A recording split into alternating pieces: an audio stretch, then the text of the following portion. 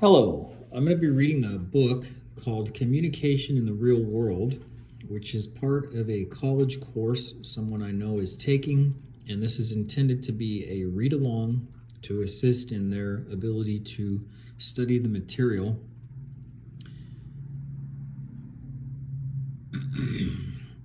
Here's some information about the book. It's in the public domain, and the author's name is not included. It was published in 2013 and again I guess in 2016.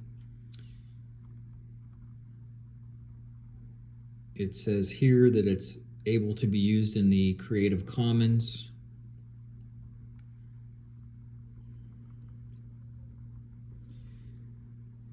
Chapter 1 introduces communication studies, has 4 parts. It's about 52 pages, and that's what I'm going to read for the first part. Communication history and forms, the communication process, communication principles, communication competence. There are 16 chapters in the book, and it is about 800 something pages. Here's some more information about the publisher, and here we go. Chapter 1, Introduction to Communication Studies. You can slow it down or speed it up, and I'm going to read the best I can. I'm not a professional reader. How did humans develop the ability to communicate? Are humans the only creatures on Earth that communicate? What purpose does communication serve in our lives? Answers to these historical, anthropological, and social scientific questions provide part of the diversity of knowledge that makes up the field of communication studies. As a student of communication, you will learn that there is much more to the field than public speaking.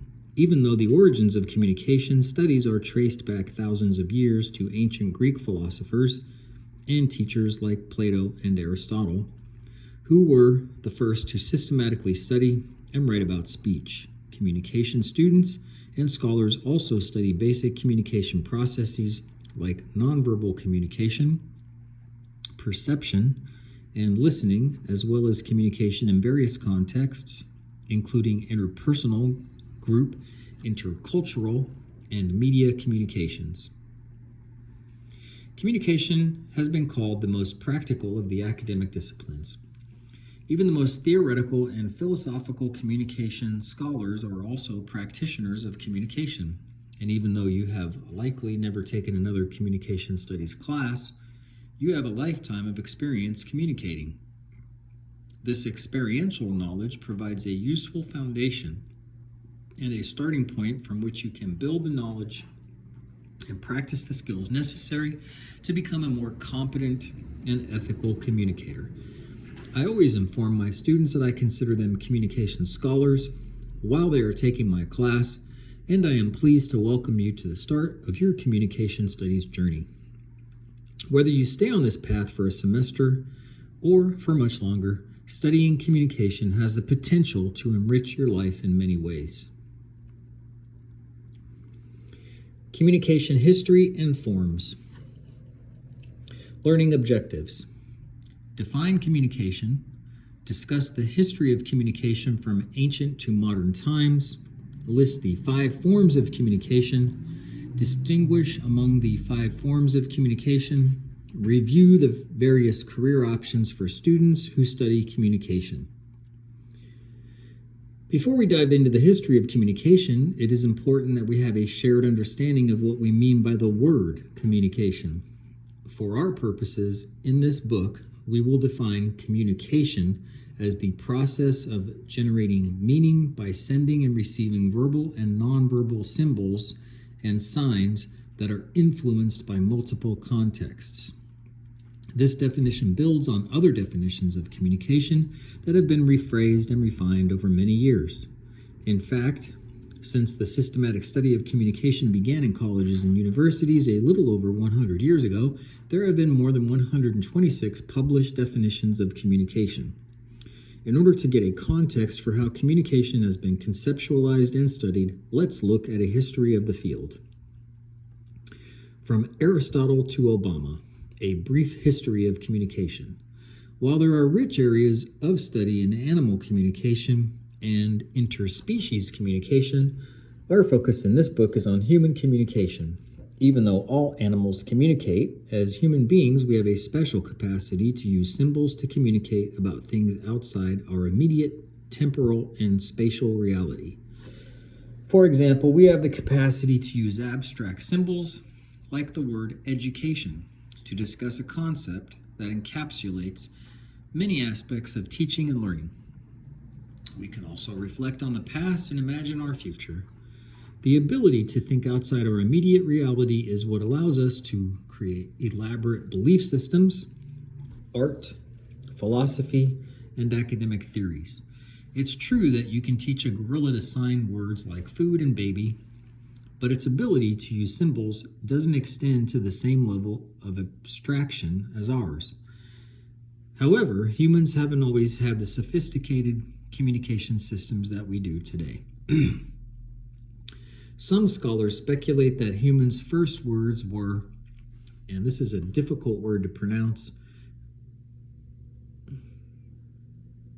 onomatopoeia. Onomatopoeia. Just so I get it right. Onomatopoetic. You may remember from your English classes that onomatopoeia refers to words that sound like that to which they refer. Words like boing, drip, gurgle, swoosh, and whack. Just to think about how a prehistoric human could have communicated a lot using these words and hand gestures. He or she could use gurgle to alert others to the presence of water, or swoosh and whack to recount what happened on a hunt. In any case, this primitive ability to communicate provided an evolutionary advantage. Those humans who could talk were able to cooperate, share information, make better tools, impress mates, or warn others of danger, which led them to have more offspring who were also more predisposed to communicate. This eventually led to the development of a talking culture during the talking era. During this 150,000-year period of human existence, ranging from 180,000 BC to 3500 BC, talking was the only medium of communication aside from gestures that humans had. That's probably not true, by the way, because we had art. There's certainly art on caves. The beginning of the manuscript era, around 3500 BC, marked the turn from oral to written culture. This evolution in communication corresponded with a shift to a more settled agrarian way of life. As hunter-gatherers settled into small villages and began to plan ahead for how to plant, store, protect, and trade or sell their food, they needed accounting systems to keep track of their materials and record transactions. While such transactions were initially tracked with actual objects that symbolized an amount, for example, 5 pebbles represented 5 measures of grain, symbols, likely carved into clay, later served as the primary method of record keeping. In this case, 5 dots might equal 5 measures of grain. And I wanted to illustrate this.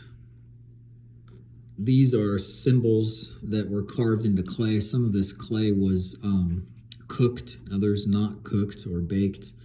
And the earliest examples were in ancient Sumer or Sumerians, and that's the region of the world where modern-day Iraq is located. The beginning of the manuscript era means manuscript. Manu is by hand, manual, and script is writing. So this is around 3500 BC, which means about 5,000 or 6,000 years ago. During this period, villages also developed class systems as more successful farmers turned businessmen, prospered and took leadership positions. Religion also became more complex, and a new class of spiritual leaders emerged.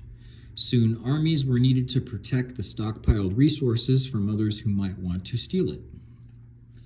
The emergence of classes, elite classes, and the rise of armies required records and bookkeeping, which furthered the spread of written symbols.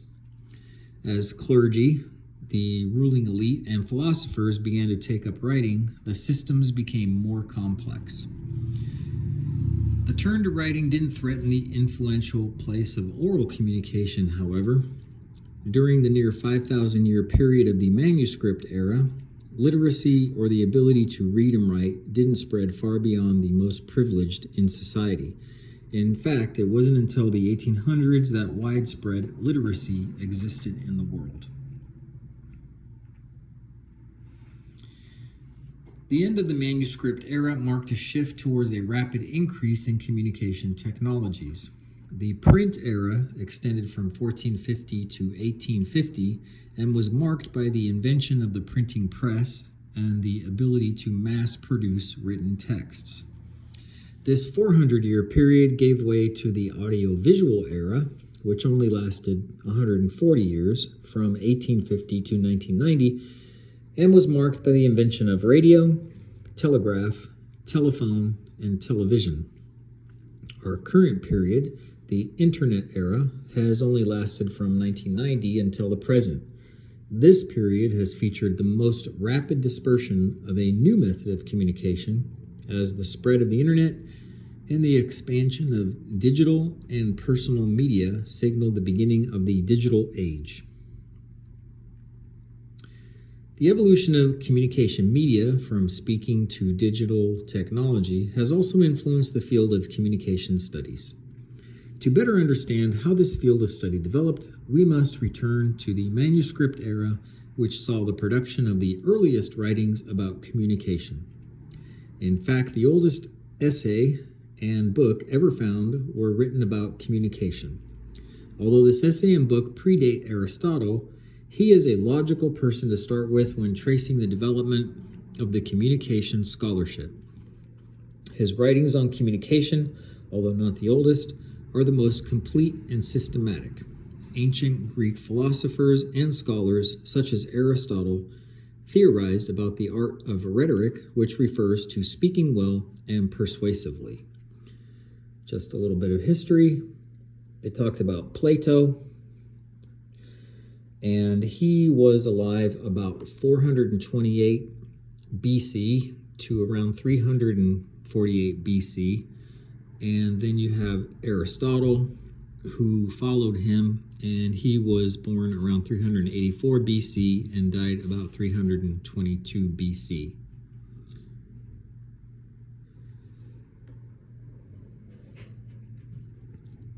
Today we hear the word rhetoric used in negative ways. A politician, for example, may write off his or her opponent's statements as just rhetoric.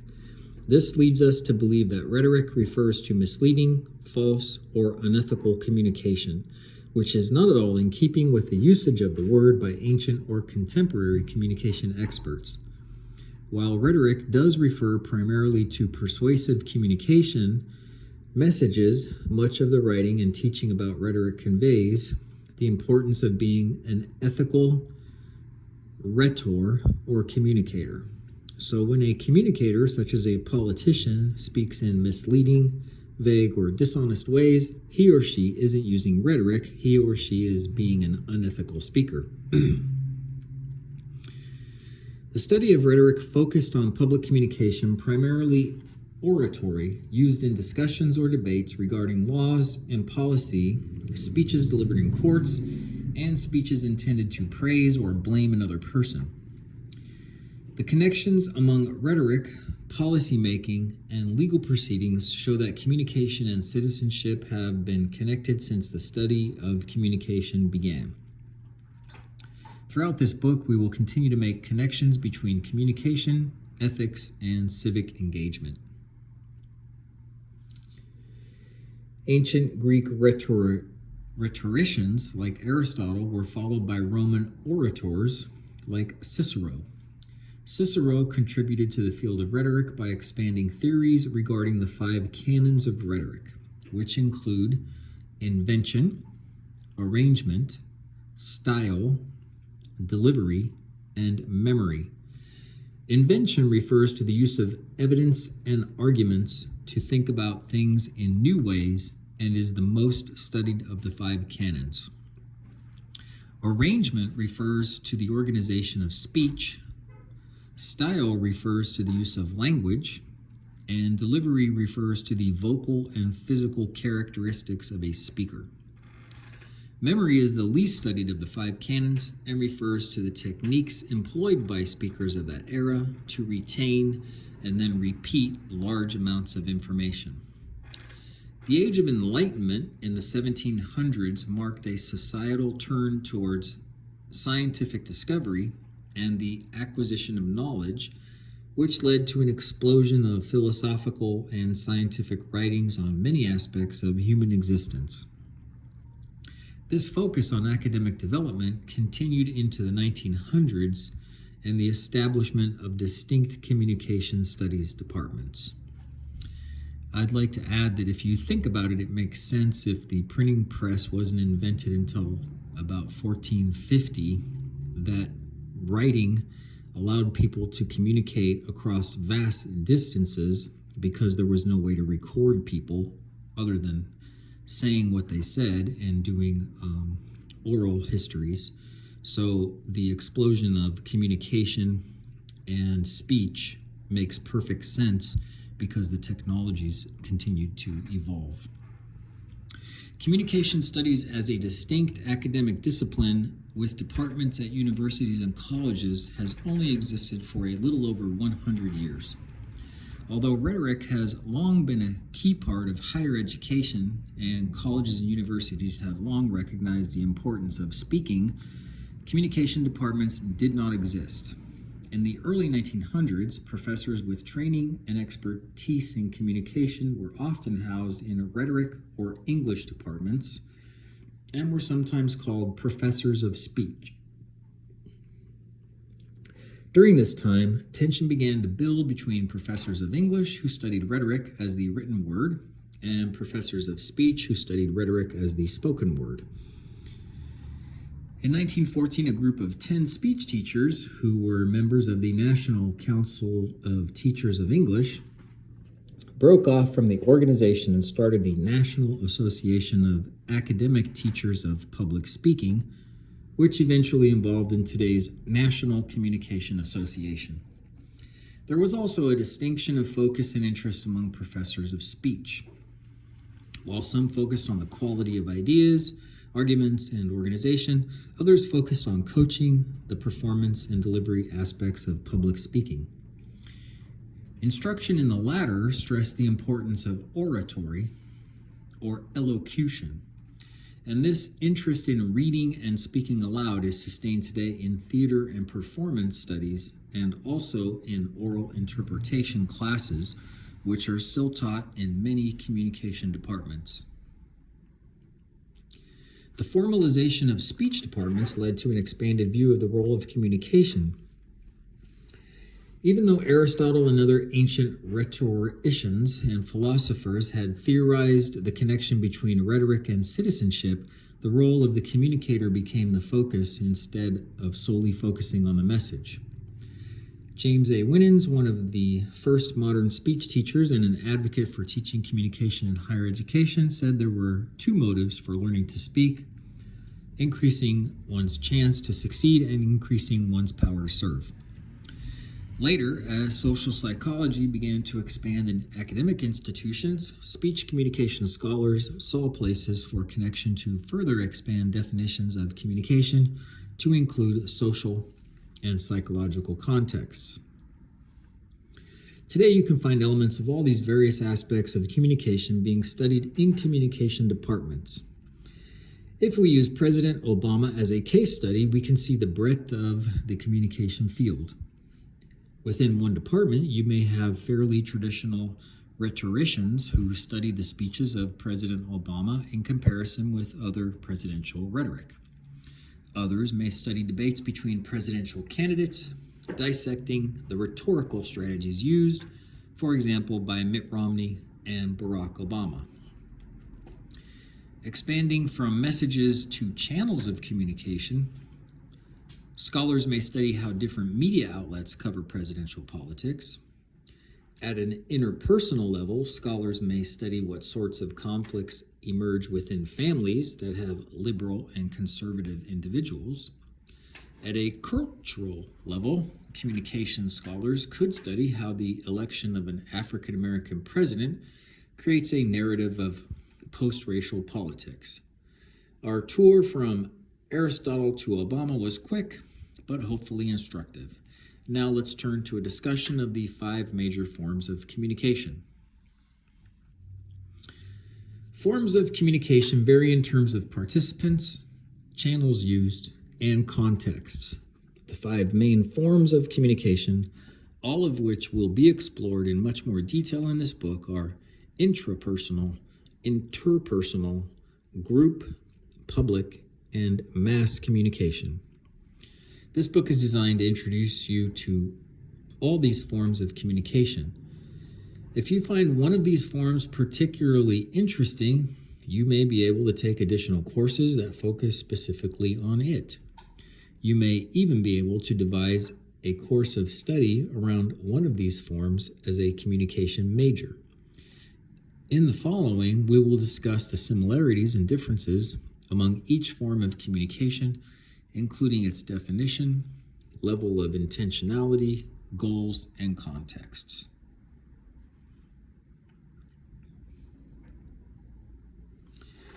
Intrapersonal communication is communication with oneself using internal vocalization or reflective thinking.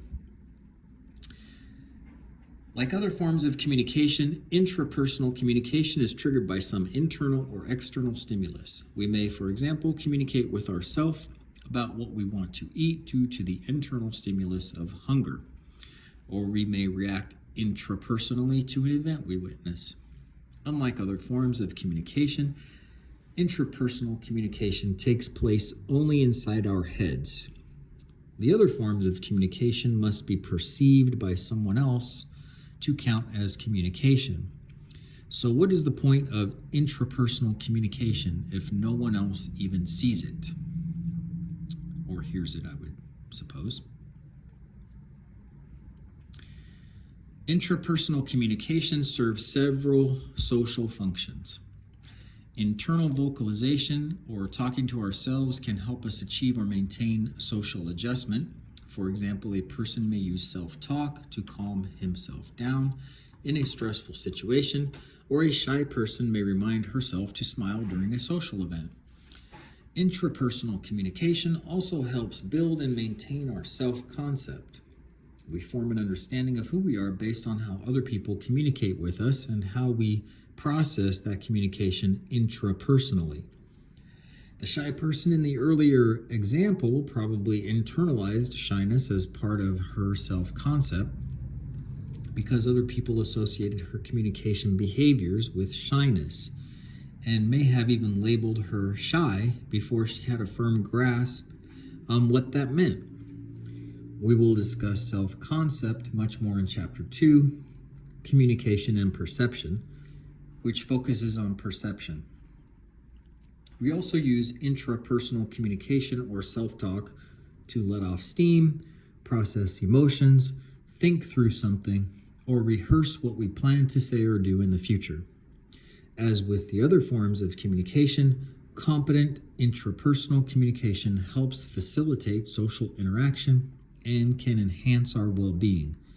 Conversely, the breakdown in the ability of a person to intrapersonally communicate is associated with mental illness. Sometimes we intrapersonally communicate for the fun of it. I'm sure we have all had the experience of laughing aloud because we thought of something funny. We also communicate intrapersonally to pass time. I bet there is a lot of intrapersonal communication going on in waiting rooms all over the world right now. In both of these cases, intrapersonal communication is usually unplanned and doesn't include a clearly defined goal. We can, however, engage in more intentional intrapersonal communication. In fact, deliberate self-reflection can help us become more competent communicators as we become more mindful of our own behaviors. For example, your internal voice may praise or scold you based on a thought or action. Of the forms of communication, intrapersonal communication has received the least amount of formal study. It is rare to find courses devoted to the topic, and it is generally separated from the remaining 4 types of communication. The main distinction is that intrapersonal communication is not created with the intention that another person will perceive it. In all the other levels, the fact that the communicator anticipates consumption of their message is very important.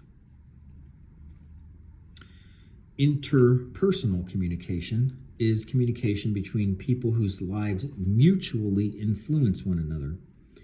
Interpersonal communication builds, maintains, and ends our relationship. And we spend more time engaged in interpersonal communication than the other forms of communication. I'm not sure I agree with that because I think a lot of us engage in self-talk more than we communicate with others, but that's not part of the book.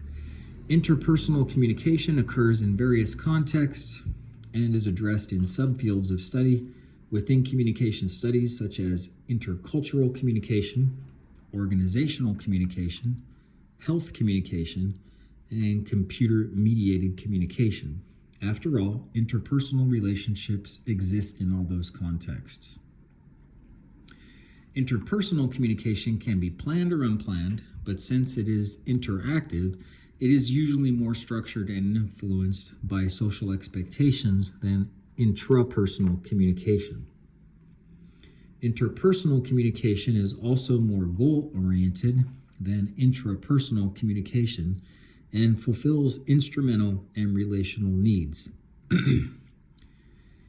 In terms of instrumental needs, the goal may be as minor as getting someone to fill a morning ritual, or as major as conveying your desire to be in a committed relationship with someone. I think what he means is going and getting a cup of coffee and ordering food in terms of a morning ritual. Interpersonal communication meets relational needs by communicating the uniqueness of a specific relationship. Since this form of communication deals so directly with our personal relationships and is the most common form of communication, instances of miscommunication and communication conflict most frequently occur here. Couples, bosses, and employees and family members all have to engage in complex interpersonal communication, and it doesn't always go well. In order to be a competent interpersonal communicator, you need conflict management skills and listening skills, among others, to maintain positive relationships. Just as an aside, many psychologists believe that expectations and unmet expectations is one of the biggest sources of conflict between people communicating. Group communication is a communication among 3 or more people interacting to achieve a shared goal. You have likely worked in groups in high school and college, and if you're like most students, you didn't enjoy it. Even though it can be frustrating, group work in an academic setting provides useful experience and preparation for group work in professional settings. Organizations have been moving toward more team-based work models, and whether we like it or not, groups are an integral part of people's lives. Therefore, the study of group communication is valuable in many contexts. Group communication is more intentional and formal than interpersonal communication. Unlike interpersonal relationships, which are voluntary, individuals in a group are often assigned to their position within a group. Additionally, group communication is often task-focused, meaning that members of the group work together for an explicit purpose or goal that affects each member of the group. Goal-oriented communication in interpersonal interactions usually relates to one person. For example, I may ask my friend to help me move this weekend. Goal-oriented communication at the group level usually focuses on a task assigned to the whole group. For example, a group of people may be tasked to figure out a plan for moving a business from one office to another. You know from previous experience working in groups that having more communicators usually leads to more complicated interactions. Some of the challenges of group communication relate to task-oriented interactions, such as deciding who will complete each part of a larger project. But many challenges stem from interpersonal conflict or misunderstandings among group members. Since group members also communicate with and relate to each other interpersonally and may have pre-existing relationships or develop them during the course of group interaction, elements of interpersonal communication occur within group communication too. Chapter 13, Small Group Communication, and Chapter 14, Leadership, Roles, and Problem Solving in Groups of this book, which deal with group communication, will help you learn how to be a more effective group communicator by learning about group theories and processes, as well as the various roles that contribute to and detract from the functioning of a group. Public communication is a sender-focused form of communication in which one person is typically responsible for conveying information to an audience. Public speaking is something that many people fear, or at least don't enjoy. But like group communication, public speaking is an important part of our academic, professional, and civic lives. When compared to interpersonal and group communication, public communication is the most consistently intentional, formal, and goal-oriented form of communication we have discussed so far.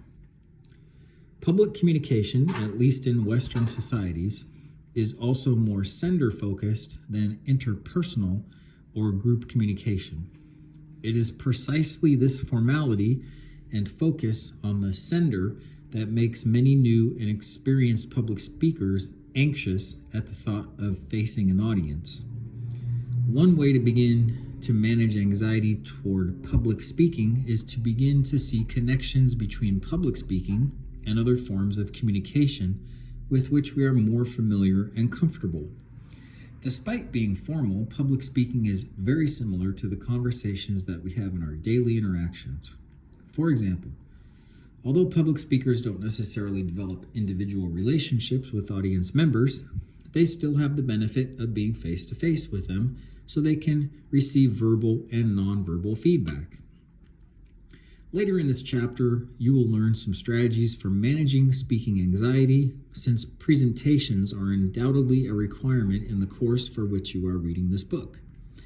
Then, in Chapter 9, Preparing a Speech, Chapter 10, Delivering a Speech, Chapter 11, Informative and Persuasive Speaking, and Chapter 12, Public Speaking in Various Contexts, you will learn how to choose an appropriate topic, research and organize your speech, effectively deliver your speech, and evaluate your speeches in order to improve. Mass communication. Public communication becomes mass communication when it is transmitted to many people through print or electronic media. Print media, such as newspapers and magazines, continue to be an important part for mass communication, although they have suffered much in the past decade due in part to the rise of electronic media. Television, websites, blogs, and social media are mass communication channels that you probably engage with regularly. Radio, podcasts, and books are other examples of mass media. The technology required to send mass communication messages distinguishes it from the other forms of communication. A certain amount of intentionality goes into transmitting a mass communication message, since it usually requires one or more extra steps to convey the message. This may involve pressing enter to send a Facebook message, or involve an entire crew of camera people, sound engineers, and production assistants to produce a television show. Even though the messages must be intentionally transmitted through technology, the intentionality and goals of the person actually creating the message, such as the writer, television host, or talk show guest, vary greatly. The President's State of the Union address is a mass communication message that is very formal, goal-oriented, and intentional, but a president's verbal gaffe during a news interview is not. The word gaffe, G-A-F-F-E, just means a mistake. Mass communication differs from other forms of communication in terms of the personal connection between participants. Even though creating the illusion of a personal connection is often a goal of those who create mass communication messages, the relational aspect of interpersonal and group communication isn't inherent within this form of communication. Unlike interpersonal, group, and public communication, there is no immediate verbal and nonverbal feedback loop in mass communication. Of course, you could write a letter to the editor of a newspaper or send an email to a television or radio broadcaster in response to a story, but the immediate feedback available in face-to-face interactions is not present. With new media technologies like Twitter, blogs, and Facebook, feedback is becoming more immediate.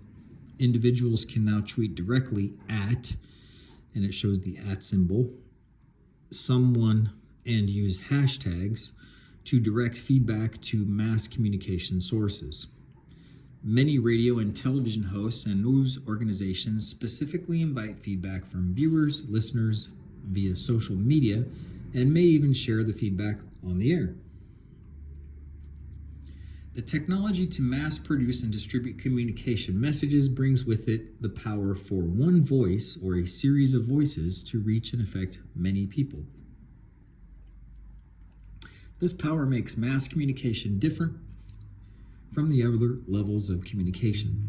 While there is a potential for unethical communication at all the other levels, the potential consequences of unethical mass communication are important to consider. Communication scholars who focus on mass communication and media often take a critical approach in order to examine how media shapes our culture and who is included and excluded in various mediated messages. We will discuss the intersection of media and communication more in Chapter 15, Media, Technology, and Communication, and Chapter 16, New Media and Communication. And now here's a boxed area. So this is the end of the chapter. Getting real. What can you do? Well, it's the end of the first section of the first chapter. Getting real. What can you do with a degree in communication studies? You're hopefully already beginning to see that communication studies is a diverse and vibrant field of study. The multiple subfields and concentrations within the field allow for exciting opportunities for study in academic context, but can create confusion and uncertainty when a person considers what they might do for their career after studying communication. It's important to remember that not every college or university will have courses or concentrations in all the areas discussed next.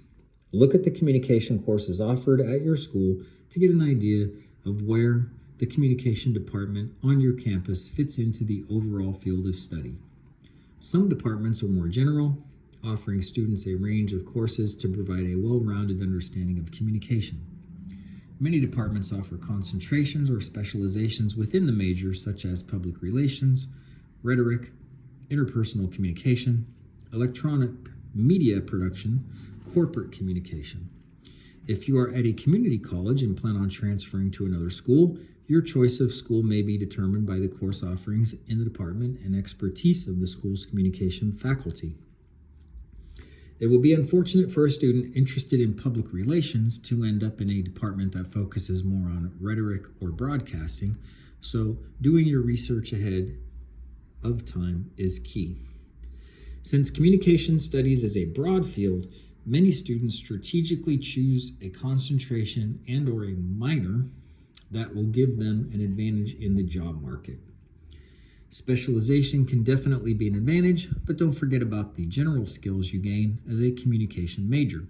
This book, for example, should help you build communication competence and skills in interpersonal communication, intercultural communication, group communication, and public speaking, among others. You can also use your school's career services office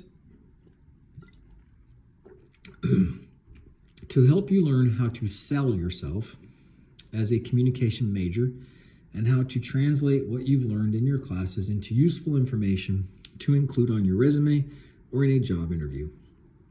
The main career areas that communication majors go into are business, public relations, advertising, media, nonprofit, government, law, education.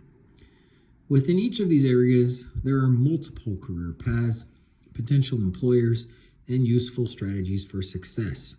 For more detailed information, visit, you're going to have to read that, business, sales, customer service, management, real estate, human resources, training and development, public relations and advertising, marketing, public opinion research, development, event coordination, media, editing, copywriting, publishing, producing, directing, media sales, broadcasting, nonprofit, administration, grant writing, fundraising, public relations, volunteer coordination, government and law, city or town management, community affairs, lobbying, conflict negotiation, mediation, education, high school speech teacher, forensic debate coach, administration, and student support services, graduate school to further communication study. These are questions now. Which of the areas listed above are you most interested in studying in school or pursuing as a career, and why? What aspects of communication studies does or do the department at your school specialize in? What concentration or courses are offered? 3, whether or not you are or plan to become a communication major, how do you think you could use what you have learned and will learn in this class to sell yourself on the job market? Key takeaways. Getting integrated. Communication is a broad field that draws from many academic disciplines. This interdisciplinary perspective provides useful training and experience for students that can translate into many career fields. Communication is the process of generating meaning by sending and receiving symbolic cues that are influenced by multiple contexts. Ancient Greeks like Aristotle and Plato started a rich tradition of the study of rhetoric in the Western world more than 2,000 years ago. Communication did not become a distinct field of study with academic departments until the 1900s, but it is now a thriving discipline with many subfields of study. There are 5 forms of communication: intrapersonal, interpersonal, group, public, and mass communication. Intrapersonal communication is communication with oneself and occurs only inside our heads. Interpersonal communication is communication between people whose lives mutually influence one another and typically occurs in dyads, which means in pairs. Group communication occurs when 3 or more people communicate to achieve a shared goal. Public communication is sender-focused and typically occurs when one person conveys information to an audience. Mass communication occurs when messages are sent to large audiences using print or electronic media. This is the exercises section. Getting integrated. Review the section on the history of communication. Have you learned any of this history or heard any of these historical figures in previous classes? If so, how was this history relevant to what you were studying in that class? Number 2, come up with your own definition of communication. How does it differ from the definition in the book? Why did you choose to define communication the way you did? And number 3, over the course of a day, keep track of the forms of communication that you use. Make a pie chart of how much time you think you spend on an average day engaging in each form of communication: intrapersonal, interpersonal, group, public, and mass. And there's some references, and after this, we'll start in a different section on 1.2, the communication process. This has been almost 45 minutes long, so I'm going to stop and take a break, and I will do 1.2 in a different section.